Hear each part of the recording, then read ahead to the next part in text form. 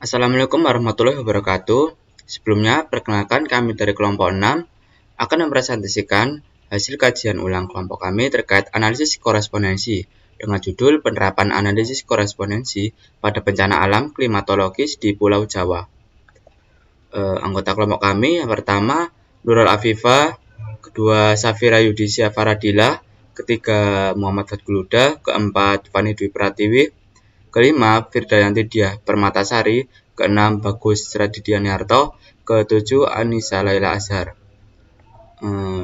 Ini daftar isinya. Yang pertama pendahuluan, kedua tinjauan pustaka, ketiga metode penelitian, keempat hasil dan pembahasan, kelima kesimpulan dan saran.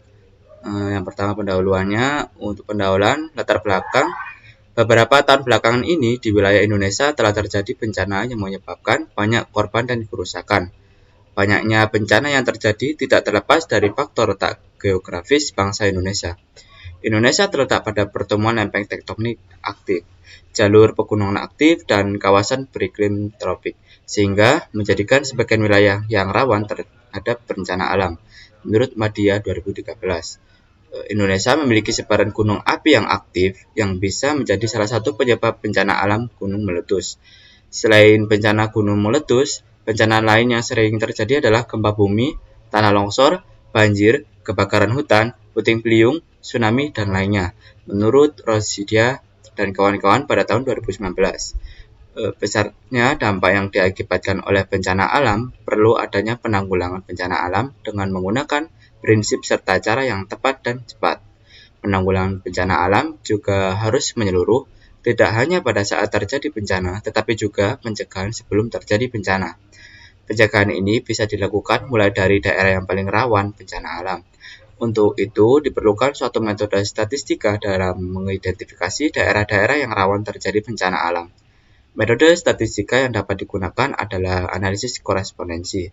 Dalam menganalisis daerah rawan bencana alam klimatologis di Pulau Jawa dapat dilihat dari jumlah kejadiannya. Untuk itu diperlukan suatu analisis korespondensi yang dapat mengeksplorasi data dari tabel kontingensi dan melibatkan lebih dari dua kategori variabel. Rumusan masalahnya, yang pertama, apakah terdapat keterkaitan antara frekuensi bencana alam yang sering terjadi di Pulau Jawa dengan provinsi-provinsi di Pulau Jawa? Kedua, apa bencana alam klimatologis yang cenderung terjadi di Pulau Jawa? Yang ketiga, provinsi mana yang cenderung terjadi bencana alam klimatologis? Yang keempat, bagaimana pemetaan kejadian bencana alam tiap provinsi di Pulau Jawa?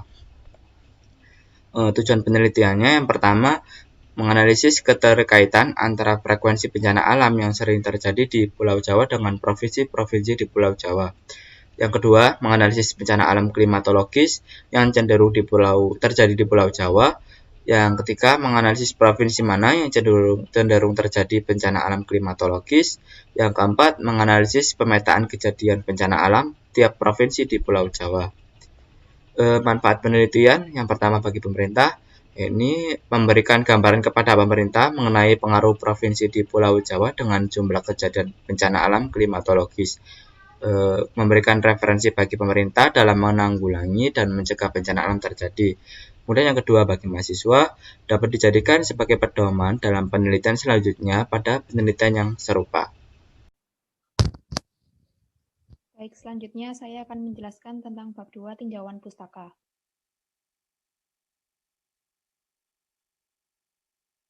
Bencana alam.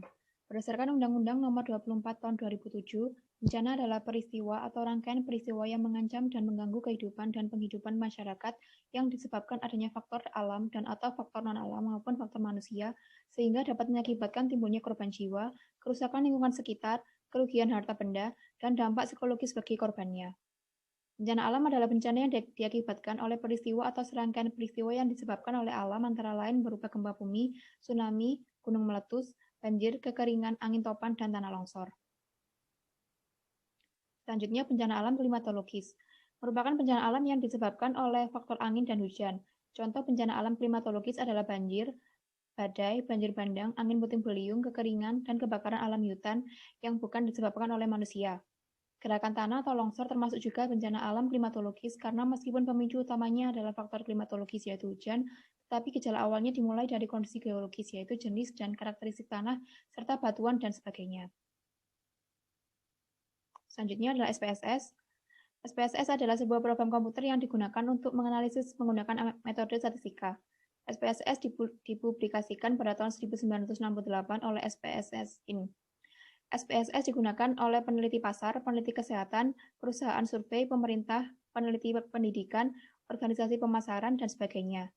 Selain analisis statistika, manajemen data atau seleksi kasus, penajaman file, pembuatan data turunan, dan dokumentasi data, kamus metadata ikut dimasukkan bersama data, juga merupakan fitur-fitur dari software dasar SPSS. Selanjutnya adalah pengertian analisis korespondensi. Menurut Majid tahun 2011, analisis korespondensi adalah suatu ilmu yang mempelajari hubungan antara dua atau lebih peubah kualitatif, yaitu dengan teknik multivariat secara grafik yang digunakan untuk mengeksplorasi data dari sebuah tabel kontingensi. Analisis korespondensi memproyeksikan baris-baris dan kolom-kolom dari matriks data sebagai titik-titik ke dalam sebuah grafik berdimensi rendah dalam sebuah jarak Euclid.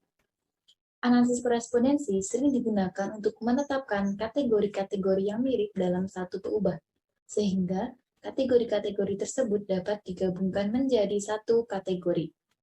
Analisis ini juga dapat digunakan untuk menentukan kemungkinan hubungan antara dua gugus peubah.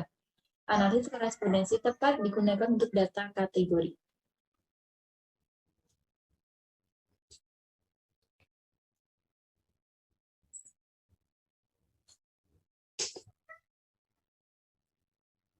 Kemudian, tabel kontingensi merupakan tabel yang berisi variabel-variabel. Jika X dan Y adalah dua peubah yang masing-masing mempunyai sebanyak A dan B kategori, maka dapat dibentuk suatu matriks data pengamatan yang berukuran A kali B, dengan PIJ lebih besar sama dengan 0, menyatakan frekuensi dari sel IJ. Di mana matriks P ini berisi di mana matriks P ini baris pertama berisi P11 hingga P1B, sedangkan kolom pertama berisi P11 hingga PA1B. Kemudian matriks P di atas juga dapat disajikan dalam bentuk tabel kontingensi seperti gambar di samping ini.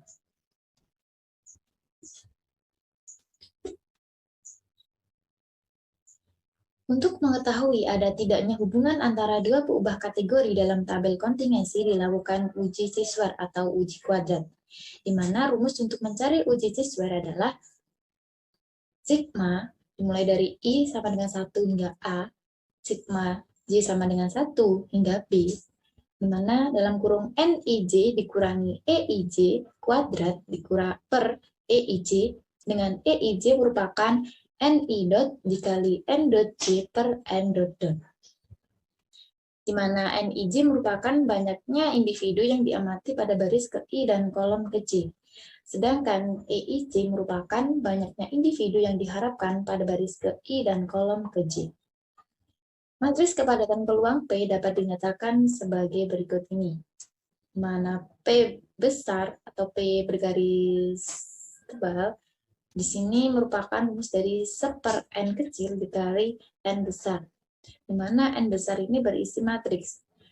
N besar ini matriksnya adalah berisi N11, N12, sampai N1B, sedangkan kolomnya berisi N11, N21, sampai NA1 hingga NAB. Hingga P besar ini menjadi isinya P11, P12, P1B, hingga PAB. Kemudian mencari nilai inersia. Nilai inersia menunjukkan kontribusi dari baris ke I pada inersia total. Inersia total adalah jumlah bobot kuadrat jarak titik-titik ke pusat massa yang didefinisikan sebagai berikut. Rumus untuk inersia total baris.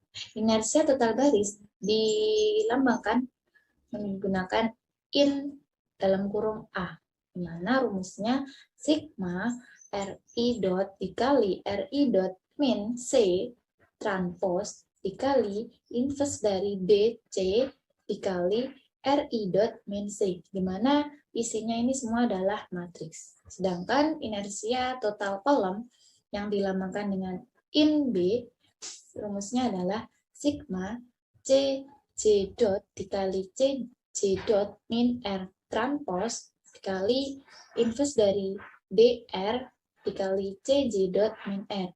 Semua ini adalah isinya juga berupa matriks. Sedangkan inersia total rumusnya adalah C square per N atau bisa dilambangkan menggunakan sigma, yaitu sigma lambda I kuadrat, I-nya berjalan mulai dari 1 hingga A. Sedangkan nilai sigma 1 kuadrat, sigma 2 kuadrat, hingga sigma I kuadrat ini diinterpretasikan sebagai dasar kontribusi yang diberikan pada total inersia oleh masing-masing dimensi pertama, kedua, dan seterusnya. Sehingga besaran relatif untuk mengukur banyak informasi yang hilang dirumuskan seperti ini. L sama dengan 1 min sigma lambda I kuadrat berjalan dari I hingga D per sigma mulai I sampai M lambda I kuadrat. Baik, selanjutnya ada bab 3, yaitu metode penelitian. Nah, yang pertama ada sumber data. Data yang dipakai dalam makalah ini menggunakan data sekunder. Nah, data sekunder itu sendiri merupakan jenis data dalam penelitian berdasarkan cara memperolehnya, yang mana artinya sumber data penelitian yang diperoleh dan dikumpulkan peneliti secara tidak langsung, atau data yang diperoleh dari penelitian yang sudah ada sebelumnya. Data penelitian ini bersumber dari skripsi Nindi Erin Rosalina, jurusan Matematika, Fakultas Matematika dan Ilmu Pengetahuan Alam, Universitas Jember tahun 2013, dengan judul Analisis Korespondensi Sederhana dan Berganda pada Bencana Alam Klimatologis di Pulau Jawa. Selanjutnya ada variabel penelitian. Nah, dalam penelitian ini, penulis menggunakan data frekuensi banyaknya bencana alam yang terjadi, yang diambil adalah semua bencana alam yang terkait dan terjadi di seluruh provinsi di Pulau Jawa, Indonesia dari tahun 1900 sampai Februari 2013. Oleh karena itu, variabel penelitian yang digunakan adalah variabel bencana alam, yaitu banjir sebagai Y1, tanah longsor sebagai Y2, banjir dan tanah longsor sebagai Y3, kekeringan sebagai Y4, dan puting beliung sebagai Y5. Dan variabel banyaknya kejadian bencana alam di Provinsi Pulau Jawa, yaitu Banten sebagai X1, DI Yogyakarta sebagai X2, DKI Jakarta sebagai X3, Jawa Barat sebagai X4, Jawa Tengah sebagai X5, dan Jawa Timur sebagai X6. Lalu selanjutnya ada analisis data. Nah, analisis data dalam makalah ini menggunakan analisis korespondensi. Analisis korespondensi merupakan sebuah teknik multivariat secara grafik yang digunakan untuk eksplorasi data dari sebuah tabel kontingensi. Analisis korespondensi ini bertujuan untuk melihat ada atau tidaknya hubungan antara peubah secara visual, sekaligus dapat digunakan untuk melihat keterkaitan atau kedekatan suatu kategori pada suatu peubah terhadap kategori peubah lainnya. Nah, dalam pengolahan data dengan analisis korespondensi dilakukan dengan bantuan software SPSS.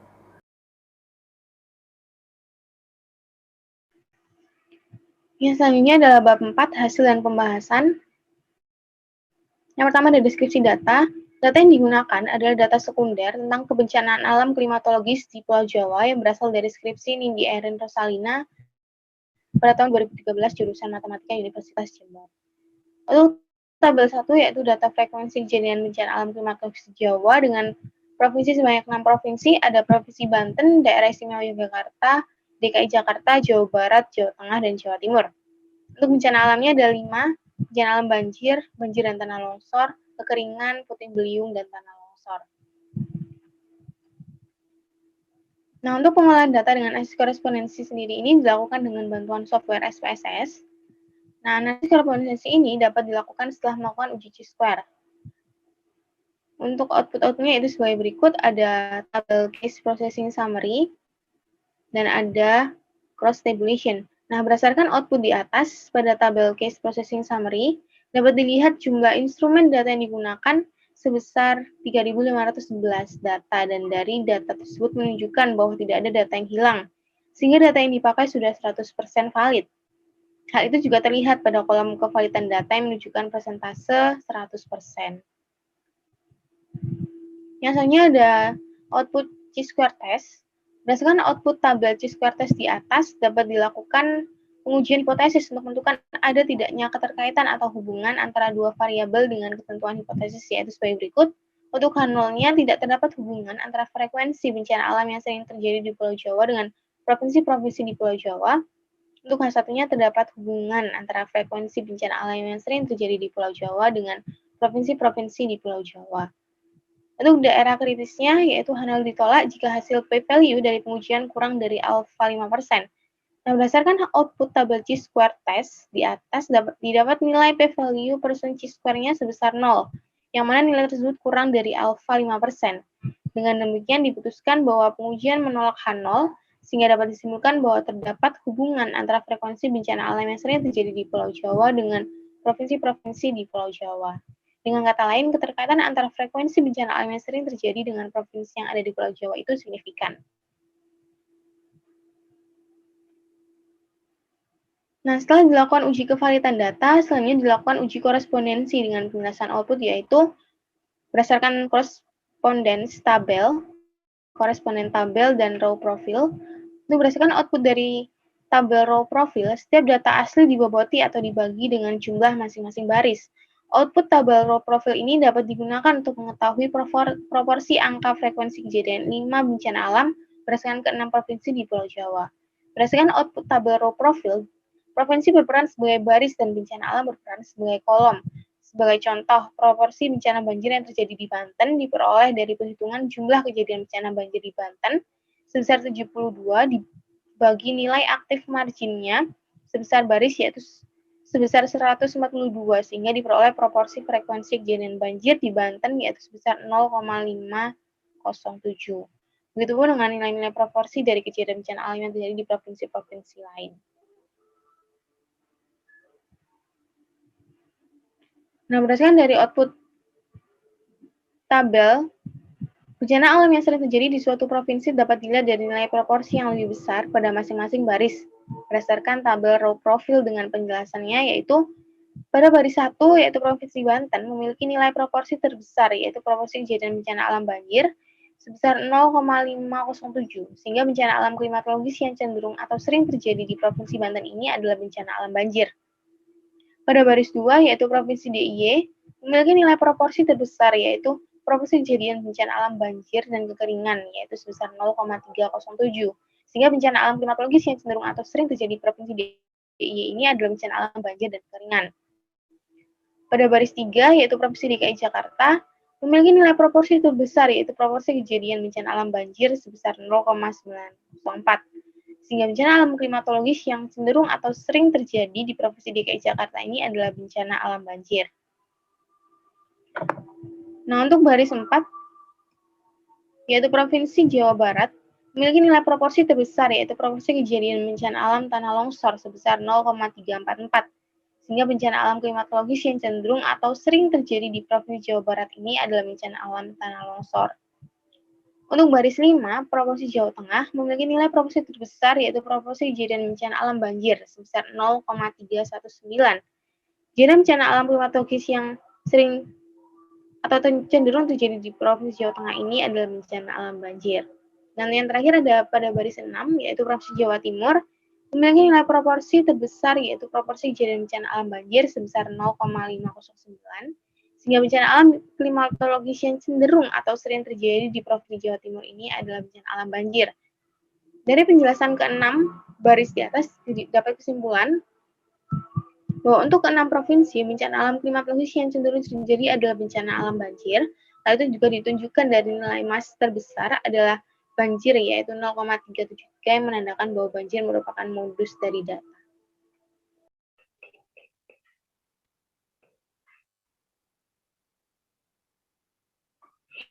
Baik, selanjutnya saya akan menjelaskan mengenai hasil dan pembahasan di bab 4 mengenai analisis korespondensi.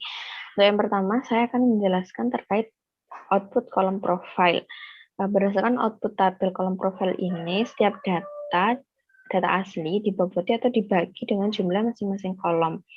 Output tabel kolom profile ini dapat digunakan untuk mengetahui proporsi angka frekuensi kejadian 5 bencana alam berdasarkan ke-6 provinsi di Pulau Jawa. Sebagai contoh, proporsi kejadian banjir di Provinsi Banten dapat dilihat bahwa proporsi yang dihasilkan adalah sebesar 0,055. Angka 0,055 ini didapatkan dari hasil pembagian dari besarnya kasus dibagi dengan active margin setelah kolom, yang mana pada output sebelumnya, pada slide sebelumnya didapatkan bahwa frekuensi kejadian banjir di Provinsi Banten pada tabel koresponden tabel itu sebesar 72 kasus, sedangkan active margin secara kolomnya didapatkan 1.311 kasus, sehingga pembagian dari 72 dibagi dengan 1.311 akan menghasilkan angka 0,055.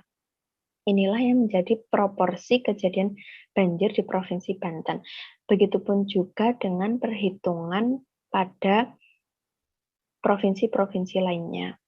Nah, di samping itu, pada kolom profil ini kita juga dapat bisa menentukan berdasarkan kejadian bencana alam ini cenderung terjadi di provinsi mana, dengan melihat proporsi terbesar pada setiap kolom kejadian bencana alam. Pada kolom kejadian bencana alam banjir ini, proporsi terbesarnya yaitu sebesar 0,324.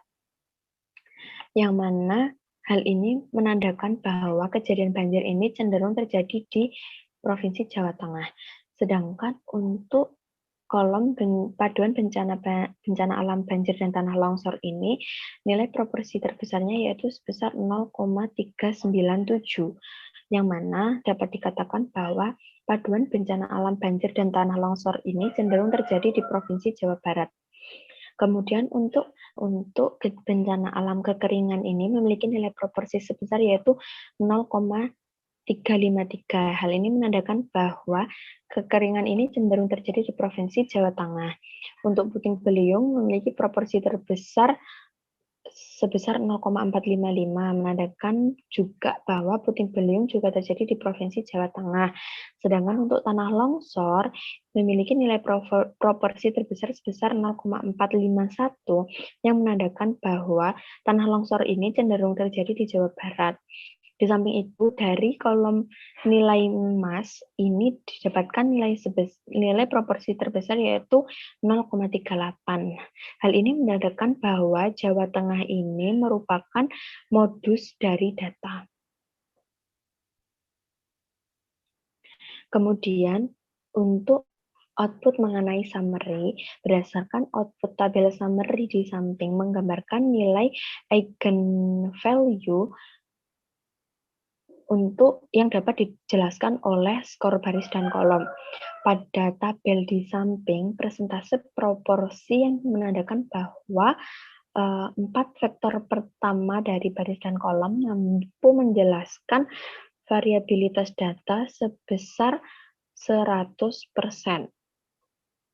Nah, kita juga dapat mendapatkan informasi bahwa dengan penggunaan dimensi 1, ini dapat menjelaskan 0,795 atau 79,5% variabilitas data. Dengan penambahan dimensi 2 dapat menjelaskan 0,924 atau 92,4% variabilitas data. Kemudian yang ketiga yaitu untuk penambahan dimensi 3 didapatkan 99,1 variabilitas data. Kemudian untuk penambahan dimensi 4 didapatkan 100% variabilitas data atau dapat menjelaskan keseluruhan data.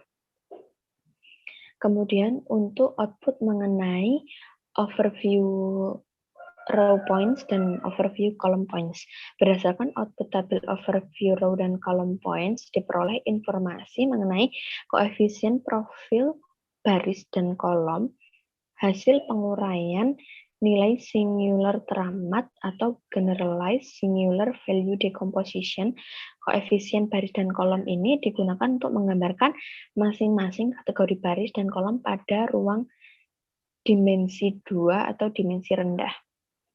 Kemudian untuk output mengenai confidence row points dan confidence column point, ini dapat dijelaskan dengan bahwa confidence row point ini dapat digunakan untuk mencari atau memperoleh informasi mengenai kontribusi korelasi masing-masing profil baris, yang mana hal ini adalah provinsi di Pulau Jawa terhadap vektor-vektor hasil penguraian nilai singular teramat atau generalized singular value decomposition. Sedangkan untuk confidence column points ini digunakan untuk mengetahui informasi mengenai kontribusi korelasi masing-masing profil kolom. Dalam hal ini adalah bencana alam klimatologis terhadap vektor-vektor hasil penguraian nilai singular teramat atau generalized singular value decomposition. Sedangkan yang terakhir, output mengenai symmetrical normalization. Dari grafik ini, kita dapat menggunakan garis bantuan koordinat yang ditarik dari 0 pada sumbu X dan 0 pada sumbu Y. Dan didapatkan 4 kuadran seperti yang disajikan dalam slide. Untuk yang pertama yaitu terkait pemetaan bencana alam pada Provinsi DKI Jakarta. DKI Jakarta cenderung mengalami bencana alam klimatologis banjir. Namun jika dibandingkan dengan Provinsi Jawa Timur lebih cenderung mengalami daripada Provinsi DKI Jakarta. Kemudian yang kedua adalah Provinsi Jawa Barat. Dapat dilihat bahwa Provinsi Jawa Barat ini cenderung mengalami 2 bencana alam klimatologis, yaitu tanah longsor sendiri dan gabungan atau paduan antara banjir dan tanah longsor. Namun jika dibandingkan dengan Provinsi Jawa Tengah, paduan bencana alam banjir dan tanah longsor ini cenderung terjadi di Provinsi Jawa Tengah. Kemudian untuk Provinsi DIY atau Daerah Istimewa Yogyakarta cenderung mengalami 2 bencana alam klimatologis, yaitu puting beliung sendiri dan kekeringan. Begitupun dengan Provinsi Banten juga cenderung mengalami 2 bencana alam klimatologis, yaitu namun berbeda dengan Daerah Istimewa Yogyakarta. Sedangkan kalau di Provinsi Banten ini yaitu puting beliung dan banjir. Baik, untuk yang kelima ada kesimpulan dan saran. Yang pertama, kesimpulan ada 4. Kesimpulan yang pertama, terdapat hubungan antara frekuensi bencana alam yang sering terjadi di Pulau Jawa dengan provinsi-provinsi di Pulau Jawa. Yang kedua, berdasarkan hasil analisis pada tabel row profile, bencana alam klimatologis yang cenderung terjadi adalah bencana alam banjir. Yang ketiga, berdasarkan hasil analisis pada tabel kolom profile, bencana alam klimatologis cenderung terjadi di Provinsi Jawa Tengah. Yang keempat, berdasarkan hasil analisis plot symmetrical normalization, diperoleh pemetaan kejadian bencana alam tiap provinsi di Pulau Jawa sebagai berikut. Yang A, Provinsi DKI Jakarta dan Jawa Timur cenderung mengalami bencana alam klimatologis banjir. Yang B, Provinsi Jawa Barat cenderung mengalami bencana alam klimatologis tanah longsor, serta paduan banjir dan tanah longsor. Yang C, Provinsi Jawa Tengah cenderung mengalami bencana alam klimatologis, paduan banjir dan tanah longsor. Yang D, Provinsi DI Yogyakarta cenderung mengalami bencana alam klimatologis puting beliung dan kekeringan. Yang E, Provinsi Banten cenderung mengalami bencana alam klimatologis puting beliung dan banjir. Untuk yang kedua ada saran. Berdasarkan analisis yang telah dilakukan, telah diketahui potensi atau kecenderungan bencana alam klimatologis yang terjadi di provinsi-provinsi Pulau Jawa. Oleh karena itu, pemerintah sebaiknya melakukan pemetaan upaya mitigasi lebih awal atau upaya preventif untuk meminimalisir besarnya dampak yang ditimbulkan dari bencana alam klimatologis yang terjadi. Di samping itu, beberapa kekurangan dari makalah ini adalah penentuan sumber data dari skripsi yang mengambil jumlah sampel terbatas. Diharapkan untuk peneliti selanjutnya dapat memperbaiki dan mengoreksi kesalahan-kesalahan serta kekurangan-kekurangan yang ada pada penelitian maupun makalah ini, sehingga penelitian selanjutnya bisa lebih akurat keberadaan hasilnya dan benar-benar tercapai semua tujuan dari penelitian tersebut. Baik, sekian, terima kasih dari kami kelompok 6. Atas kurang lebihnya kami mohon maaf. Sekian dari kami. Wassalamualaikum warahmatullahi wabarakatuh.